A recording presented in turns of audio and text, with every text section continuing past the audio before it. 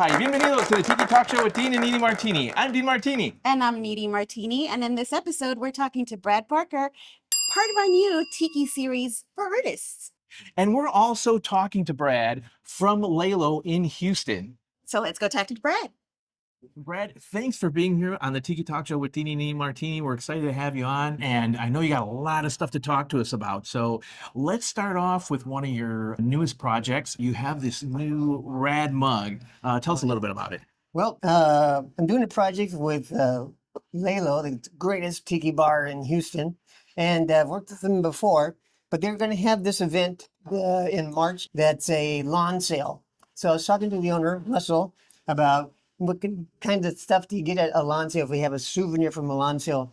And we said, well, you probably get something like a broken mug. So we designed a broken mug. You can't see it there, but it's broken. This is extremely limited edition, made by me and David Outline. So it's all made of Outline Island, right? It's in Southern California. In California. So this one, other than my others, this one's all made on the mainland. It's falling apart. So all ready to go. It's very limited edition, like I said. It's going to be like, got stuff on the bottom, names, numbers. And yeah, I'm really proud of that because it's just such a weird idea, you know? Right. I don't think I've ever seen a mug that is broken like that. Well, I just like the idea that, you know, it would be in someone's collection, sitting on the shelf with the other mugs, and somebody will come in and say, hey, my collection. They'll go, oh, dude, this one's broken. Not supposed to be that way. Are you sure? I don't know. When you broke it, you bought it. Yeah. No, very excited about this.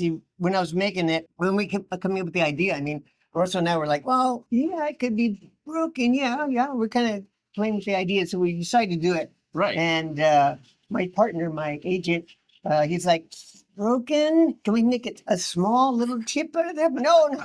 It has to be the big hunk of it or you don't get the joke. He's like very worried about it, but I think it came out really, really great. He's freaking out right now behind the cameras going like, no, don't say that. Don't show the broken part. No, I love it. So you're also working with David Outline of Outline Island in Southern California on this. So how did you guys team up, or how did you know him from before, or is it something that you just found out about? Yeah, I've met David before because I used to live in LA and I hung out with like Ken Ruzic and Big Toe and those guys. Right. And he started hanging out with them too. So it was just kind of through osmosis of like being in that group and hanging out with them. And I'd seen that Tiki Oasis and all that, and he'd still be in with my group of friends. So that's how it happened. And last time I saw him, he was helping Big Toe do something with the mugs. And I found out then that he actually makes mugs. It took me that long. And I was like, oh, I think that would be perfect for this new mug idea. So I'm really happy with it too. I mean, it's kind of interesting to see it come together in clay. Like he builds it in clay. A lot of places now, they do it all on the computer. So you see the 3D rendering, which is interesting. But I don't know, it's much more interesting to see the clay being built up. And like that kind of hands-on feel, like you see the, as they say, the hand of the artist in the final piece. There's like, I don't know. It's a very different feel. So yeah, it's definitely a bi-coastal piece. Oh yeah, also, right? Yeah, you're over here in Gulf Coast area, and he's out in the Pacific side. Yeah. Well, very cool. So, you mentioned some of these other artists that you've worked with in the past. So I'm going to back up a little bit. Let's talk a little bit about Brad and how did you get into Tiki and mainly into the Tiki art? When did you start doing Tiki art and designing and all that stuff? Well, I was still in LA, and I went to some event that was in Inland Tiki Bar. It was a big thing, and they were having an art show at the bar. And I'm wandering through the art show looking at it, and I'm looking at this one piece, which is a whole surfboard painted. There's a squid and an octopus fighting on this surfboard. I'm like, wow, this is a really amazing piece. And then the Ken Ruzic, the guy who painted it, kind of comes up behind me and goes like, yeah, you like that? I'm like, yeah. And he kind of takes me around the rest of the art show and kind of gets me excited about this whole, subculture of like Tiki culture. And now artists are coming in and they're only like specializing in Tiki culture kind of art, or like pop Tiki, I guess people are calling it. And that kind of lit the fuse. I've always kind of liked, enjoyed tikis and that, the Brady Bunch mystique of evil tiki and all that. That was always in the back of my head when I was a kid. And every time you go to like a yard sale, you see this horrific looking mug, and you're like, wow, that's cool. And don't one and that your mom would not let you buy. So he's the one that kind of started. And after that, I started to get into it, and really started to research it. And my business partner and I, we're forming a new company just at that moment, and we decided to move it to Hawaii and kind of work on the whole tourist souvenir end of it. And more or less, what time period was that? 2000, and it was like the early 2000s. Okay. So when you ran into Ken and all that with those or this type of artwork, was that more like the 90s, and then this is going into the 2000s? Yeah, like the late 90s, and then in the early 2000s, the whole thing started to coalesce. And we found out we could actually work from anywhere, like a remote place on the Big Island of Hawaii. And because the internet was happening, and everything went up on the internet, and you could sell stuff on the internet. You couldn't do that like before, but now you could. So we thought, oh, let's move it to Hawaii. That sounds like a cheap place to live. And lo and behold, we learned a lot when we were there. So we started, and also I wanted to get down to the nitty gritty of this whole tiki thing. It's like, well, where did tiki come from? And is there a mythology behind it? What is the truth behind it? Because nobody knew really. You're like, this one's somebody and this one's the money tiki. And I was like, they didn't have money back then. So I knew it was like a lot of layers of tourism you're going to have to get through to find out what's going on. So I thought I should go there and find out. So that's pretty cool. I mean, living on the Big Island, living in Hawaii, and be able to do your work, even though maybe it wasn't as economical as you thought as far as like living conditions, or there were moments. But that's pretty rad to be able to be working in paradise. It was. I mean, it was. Although you actually can get tired of snorkeling and swimming with dolphins and manta rays. After the 10th time, you're like, yeah. I've been there, done that. Yeah. It takes a long time, though. Like, I don't know how many sunsets you can watch or how many times you can watch for the green flash. But I think I saw it like 5 times. The first year I was there, I was like, I think I watched the sunset every sunset. I went down to the beach. We were close to the beach. And I went down to the beach and watched the sunset if it was not cloudy. And wait for the green flash. And everybody would be going, oh, the green flash, oh. Because there is, I don't know if you know what the green flash is. It's like when the sun is setting, right as it gets to the very, very, very tiny bottom of the sun globe, it's going to go behind the ocean. There's a green flash that happens. They say it's... Does this only happen over there? And why are... As far as I know. Oh, okay, so very unique. It's got supposedly it has something to do with the sunlight coming through all of that ocean water from wherever it's setting. And so I tried to film, and it doesn't appear on film. So I don't know if it's real or if it's just you burning your retina because you're staring at the sun. And it reflecting on the water, right? Right. Okay, all right.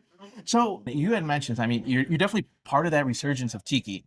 And then these names that you mentioned also, you have this, Ken Ruzic, Big Toe. Right. I mean, that was like a core group there that I guess you came up with. Yeah, kind of. It was... because it wasn't for those guys doing it and, Kenny introducing me around to it and showing me, where it's happening and where to go online to find it. I don't think I would have found it because it's a subculture. It was pretty hidden back then. I think it's getting a lot bigger now. I mean, you can go to these giant events like Tiki Oasis, stuff like that. They're huge. And it's like you go to Disneyland, but everybody's like, wearing Aloha shirts and retro clothes. And it's a lot of fun. It's gotten huge. Yeah, it's a lot bigger than it was. It was like Burning Man. I went to like some very early Burning Mans and there was nobody there, but this giant burning thing. And now there's like 40,000 people there or something. So I hope if as it gets larger, do you think it's going to change? The tiki culture is just going to turn into something else or become too commercial, or I don't know. It's interesting. It is changing though. It is kind of changing because now I'm old and I'm not like the big artist anymore. I'm like, who's that? Some young girl. I don't know. I wouldn't put yourself down on that case because we have here the Art of Tiki by Sven Kirsten, and you're in this book. Yes, I am. So that's no small thing. Yeah, that was fun. This is the book. I don't know if you can see it, but Sven asked me to be in the book, and I was honored to do so. And the art show was amazing, and there's a lot of major artists in this. But when I got down to doing my painting, this will, I guess, tell you a Was it little this bit. one? Yeah, yeah, but oh wait, not yet. Don't show that one yet. All right, no, never mind. It came You out. didn't see that. It came out. Ooh, I had it marked off somewhere. Where did it Probably go? had it marked off with this one. We pulled it out of there, Yeah, right? I think I did.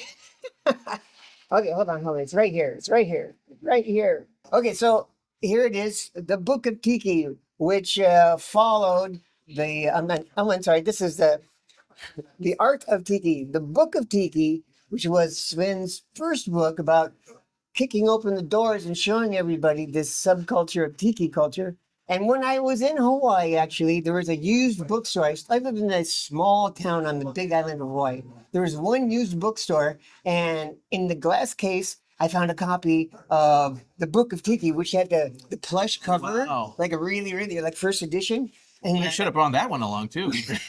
no, that goes nowhere. But I believe it. I wouldn't take it anywhere either. and it got so cheap because Wow, it's yeah. Kona, Back then, too. Tiki's whatever, put it over there.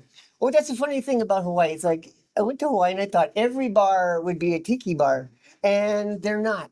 There's like maybe one, maybe two. There's Mexican bars and a lot of Thai bars. It was odd. It didn't. The whole tiki culture is so absolutely different from the whole Hawaiian culture. They are two Right. completely separate things.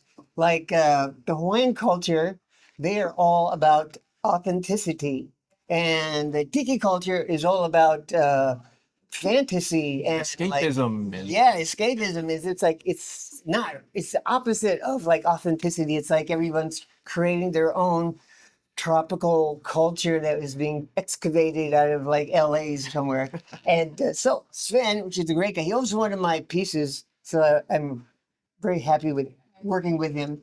So anyway, he had this good book coming out, and he had a big show at one of my favorite galleries in LA, La Luz de Jesus, which was one of the first galleries that gave me like one-man tiki art shows.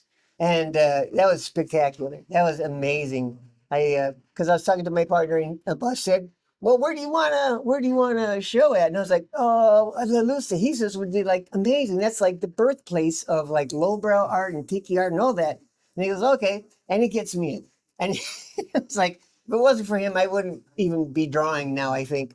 So anyway, the Art of Tiki. Woot. If you go in here, there is a painting that I did. It takes up a whole page, which is kind of exciting. It's called Return to Kapu Beach. And it's a big thing. It's like 40 by something. And the deal is, though, I oh, Tilt down a little. okay. There you go. Perfect. So the deal is, I was painting this monstrosity, and I had a back operation around the same time. So I was really like in pain while I painted it, and I didn't get to really get the whole thing evolved to where I wanted it to be. So after the show, and after the owner of this painting bought it and took it home and enjoyed it, I had my Giclée art printer, who also lives on the Big Island of Hawaii, which is a miracle. I had him do a full-size print of it as now we can Giclée, show it. and I repainted it. Finished. I kept painting the painting until I got it where I was happy with it. So I changed a whole lot in here, and probably most people can't even notice a difference, which is jarring. And I can though, so I'm much happier with this version. I think it's great. It has a lot of stuff going on, but that's what this book is all about. I'm so happy I got in here, and it's kind of funny because it's kind of a Frank Frazetta thing to do, to like repaint one of your own paintings. Right. Once it comes back, because he did that like with Vampirella and stuff, like took off the silly bikini and all this stuff. So I kind of did a Frank Frazetta. So, what are some other pieces that you're really happy with that it definitely gave you that satisfaction and made it complete? It's like, this is one of my great pieces, whether it's a mug or a painting. Obviously, this one This one, I like that one. for sure. Well, there was a painting I was starting to do this heavy focused on lowbrow tiki art style, and I'd done I think maybe 10 paintings or so, and then I thought, okay, this is the one I'm going to do. That's going to be really lowbrow art, really that. So I researched kitsch. Kitsch is an actual art form from Germany that it was a small village with these artists in it, and they decided to paint kitsch. They wanted to paint, what they painted was silly subject matter painted in a very realistic, serious way. And the first kitsch painting ever made is a cat wearing a ruffle, in traditional clothing of the time. So I thought, okay, well, I got to paint a cat. I'm not going to be, following that. So it's a cat on the beach, wearing a Aloha shirt and all that, wearing appropriate Hawaiian things. And he's in Waikiki. You can see Diamond Head in the background, and he's playing the ukulele. And there's like a lot of foliage behind him. There's a tiki over here that has like light coming up underneath it. It looks really great. And there's a big sunset going on and all that. So I was painting that and painting that and painting that. And it was taking me not just days, but weeks of time. And I got to the point where, I don't know. Thanks. There we go. I don't know. Well, I'll see. Hopefully you can see that. Here's the cat. Yeah. Always he got a drink with him too. I forgot. So he's drinking too. So That's a good manager. yeah. He is a honey. I tell you, he is the best. So And actually, before manager gets mad at me, I'm going to return this to behind the camera before one of us breaks it even more. So let me hand this over it's here. already broken. There's, It's It's going to have 2 breaks in it after we're done with it. so this painting, I'll try to keep this short, but this painting, so I was trying to go for the ultimate lowbrow kitsch tiki art painting. And it was taking me weeks. I was like 2 weeks, I think, no, actually I was 3 weeks into this painting. And all I did was I'd get up in the morning, I'd go to the studio and I'd paint like 8 hours, 10 hours, 11 hours a day. And then I'd go fall asleep. So, Get up next day. how many hours did you put into this? Well, after 3 weeks, I went into the art studio and I looked at this thing and I was like, it's a cartoon cat. What am I doing? I'm like, every minute of every day is spent drawing a cartoon cat. I must be like going crazy or something. And then I thought, it's actually scaring me. That means it must be real art. So I was like, oh my God, I'm doing a real piece of art. So I went in and it took me, I think, 1 more week or so, maybe a little more of that. So like a little bit over a month to paint this one cartoon cat. Now it's funny though, when we were making souvenirs, we made magnets for the refrigerator and all these things, and this was always the #1 seller. So everybody loves cats. Yeah, I guess a lot of people love cats And but dogs. So you have dogs in there somewhere? I have a tiki dog too. Oh, okay. But I didn't spend over a month on, so it doesn't have that deep art feel, I think. And you actually have a real tiki dog too. Oh yes, I have a real tiki dog. Speaking of things in calendars, this is a calendar. I did calendars in Hawaii for souvenir stuff because tourists can like take this, stick it in their bag, and they can go home. So I was doing these, but I noticed that I was selling art prints, and my sales in art prints were going down and down and down. And Because of this? yeah, well, I found out, like, somebody told me, are you doing those calendars? I've seen them around. I'm like, yeah. Says, you shouldn't do that because people will buy this great calendar and then, they'll just go here and just cut this out and frame it. Hey, they got it print. It's not that great printing, but it's a way to, just get around the whole expensive art thing. Right, yeah. And that's exactly what. So I stopped making those, and print sales went back up. So it helped a lot. So it's just all those little tricks of the art business you got to learn. Right, exactly. Yeah, I always learned them the hard way. As a lot of us do. So you also have a painting right behind you here. Yeah. So let's talk about this one really quick. Well, it's funny because this is the cover of this calendar, and here, this is a gigantic painting I did I was asked to do it for something that's not around anymore, and the young people in Tiki culture won't even know what it is, but it was a magazine called Tiki Magazine, and they wanted me to do the cover. So I went really full of And it. that was a magazine that Otto did?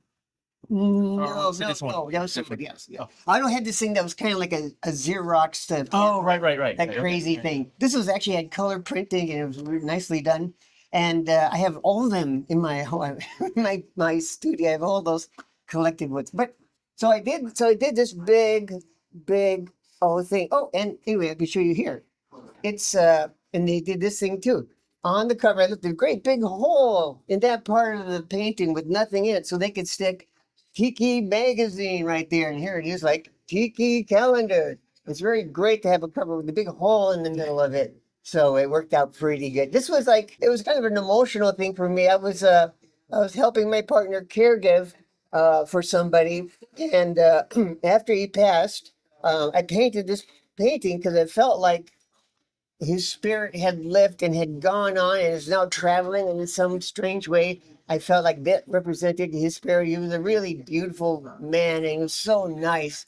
So this was like called Exotic Traveler, and I figured, well, he's traveled on to the next place. So, what is all this your career in tiki art and everything? What's that meant to you? I mean, because there's that satisfaction is given to you as a profession, but also, I mean, you've touched a lot of people through your art. So, I mean, what's that meant to you, or what does it mean to you? Oh, well, yeah, that's great. I mean, that's amazing. What's kind of funny, I think, with artists is you work and work and work in your art studio, and you don't see your fans. You never, your stuff goes and gets sold somewhere unless you have an art show or you go to now one of the big tiki conventions. That's where you meet the people. And when I was living in Hawaii, people would come and meet me at the little shows at the bar and stuff. And there'd be 10 people really excited to meet me. And that's great. It's expensive to go to Hawaii to go on this vacation. I lived in a out of the way kind of, they call it off island, out of the way kind of place. I wasn't in the tourist row like on Oahu or Maui. I was like on the volcano. And so I met some people and it was great. And then I came here, I had my shows at La Luz, and there were like hundreds of people.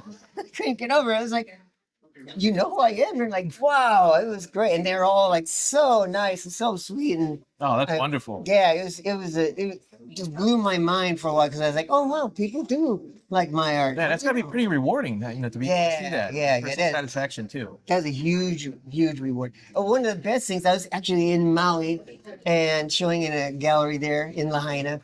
And this guy came in and he bought 4 skateboards that I painted, and each one had one of the classic monsters on it, like Frankenstein, Dracula, the werewolf, and the creature from the Black Lagoon. And so they're like a set. I kind of thought, but usually people buy them one at a time because they're like, a couple $100 each. But he comes in and he's like, I'm gonna buy all those. And I'm like, wow, that's great. Where are you gonna hang? It was like in my son's room. I was like, how old is your son? He's like, I think he's 7 or 8. I go, oh, that's so cool. And what's his name? Thor. His son was named Thor. Wow. I saw a picture of him. He's this blonde-haired, wild little kid, and he's going to get all these monster boards on his wall. And I was like, that's probably one of the greatest reasons that I ever took up painting. It's so cool. Oh, that's very cool. Yeah, that was fun. That's all the time we have today on the Tiki Talk Show with Dean Niri Martini. So Brad and I are going to go get some cocktails because we've been working at this for a few hours already. So Sweat. So I'm getting a little thirsty. So I'm getting a little parched here. Yeah. So well, thanks a lot, Brad, for being on the Tiki Talk Show. We greatly appreciate it for being It's here. always a good time seeing you. Yeah, same here. Hey. We want to thank Brad for hanging out with us. And we also want to thank Lei Low, Brad Parker, the whole Lei Low crew for allowing us to do the show right here at Lei Low in Houston. And don't forget to like and subscribe. And that's our show for today on the Tiki Talk Show with Dean Niri Martini. Gracias. Mahalo. Gracias.